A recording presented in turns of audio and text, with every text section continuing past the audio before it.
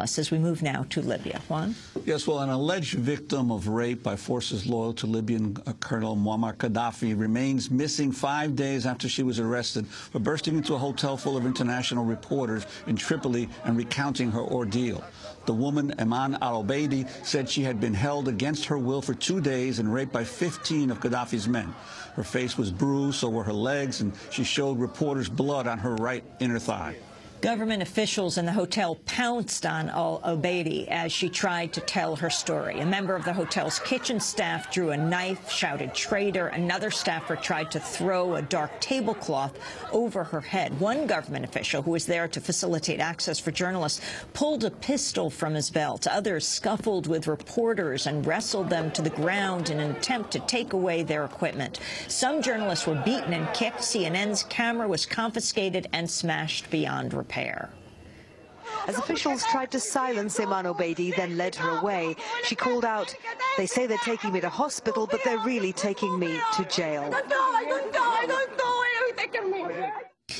Eman al-Obeidi has not been seen in public since security officers dragged her from the hotel, forced her into a car waiting outside. Obeidi's mother said she's since been offered bribes to pressure her daughter to recant her accusations.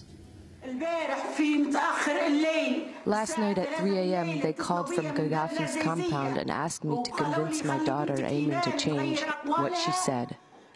And we will set her free immediately, and you can take anything you and your children would ask for. Money, a new home. Just ask your daughter to change what she has said. I told my daughter, keep silent, keep silent, keep silent. She said, I am not changing what I said already, Mother. The Libyan government first said Eman al-Obeidi was mentally ill and drunk. Then they called her a prostitute. Her family denies the charges. Libyan government spokesman Musa Ibrahim says the men accused of raping al-Obeidi are under investigation. Meanwhile, the suspects have sued al-Obeidi for slander. Despite the government's efforts to discredit Eman al-Obeidi, hundreds of Benghazi women marched through the streets on Monday to condemn Gaddafi's regime and to show solidarity with her. We are demanding Muammar leave. We do not want to see him again. He killed our people, and he should leave.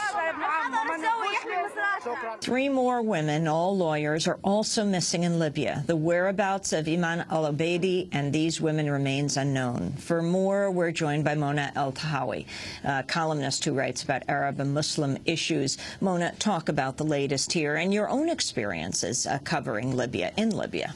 Well, Libya is one of those countries where, when you go as a journalist, you're really a prisoner of the Ministry of Information, as we've seen with the journalists who were roughed up in the hotel in Tripoli. I was there in 1996 with a group of journalists who were taken over from Cairo to Libya. And because I tried to escape from the minders and leave the hotel by myself, I was branded a troublemaker. And during a news conference with Gaddafi, one of his male guards twisted my nipple. In the middle of the news conference, I appealed to Gaddafi for help. He did absolutely nothing. And then I learned that other journalists heard them say, just shoot her. So this is just an example of the kind of violence that the Gaddafi regime and the thugs from the Ministry of Information just kind of mete out, as we saw in the video.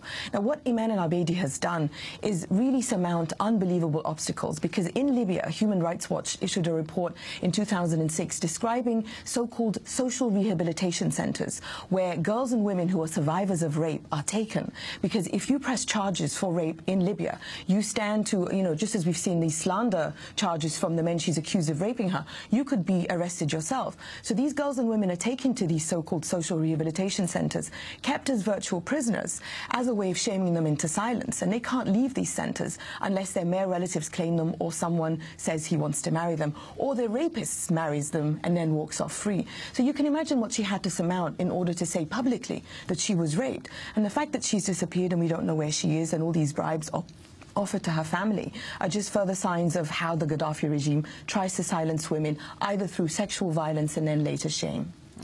And what do we know about her history before she appeared in the hotel? Well, she's an attorney. The Gaddafi regime, as we heard in your report, has tried to make her seem either a drunk, mentally unstable, or a prostitute. But her parents and her family, who I have to say, I mean, to their credit, they've been public in their support for her. So again, this goes against this tide of, let's shame these women into silence. Her family has said she's an attorney. Her family have denied all the charges. And clearly the Gaddafi regime is trying to make, it's trying to smear her, because they can't believe that this this woman has been so outspoken in showing their violence, their sexual violence especially.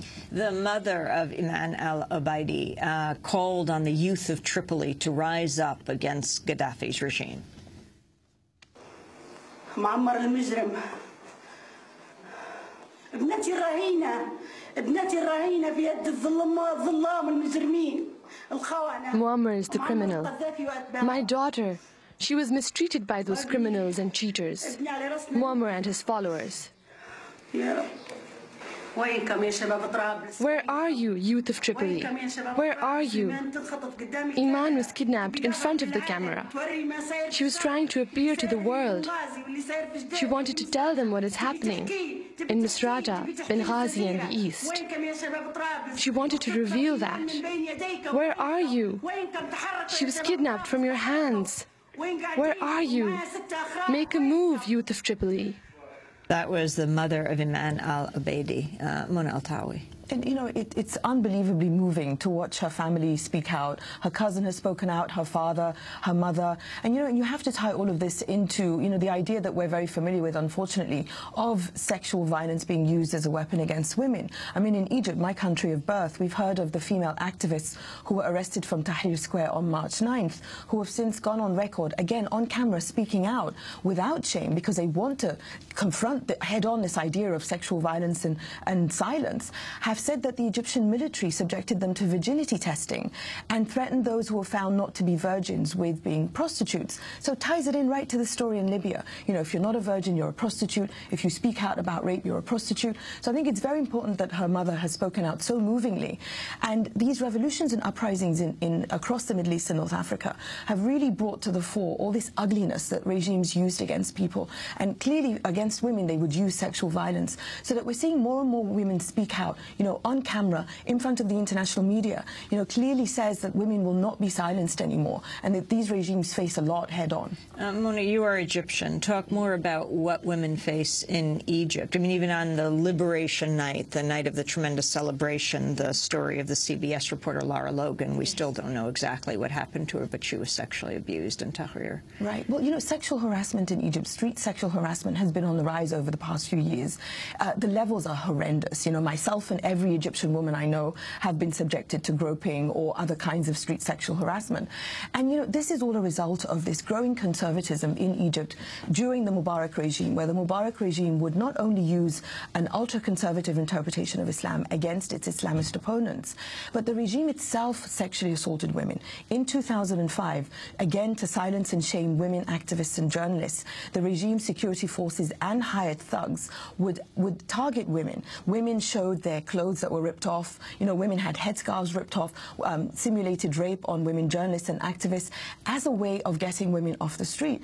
And so if the regime does that, then it's a green light that anyone, you know, women are fair game. So these are the obstacles in Egypt, and you saw it coming out on International Women's Day when women tried to march for women's rights. And, you know, what happened when Tahrir Square was opened was those who didn't join the revolution came out to Tahrir Square. So this kind of utopian atmosphere we had in Tahrir Square, you know, was ruined by people who came either from the Mubarak regime supporters or others who were not part of the revolution. So women in Egypt and their male allies recognize that the revolution must continue not just politically, but also culturally and socially as a way of ensuring that women's rights do not disappear just because the Mubarak regime has been toppled, and that women must continue this fight along with their male allies.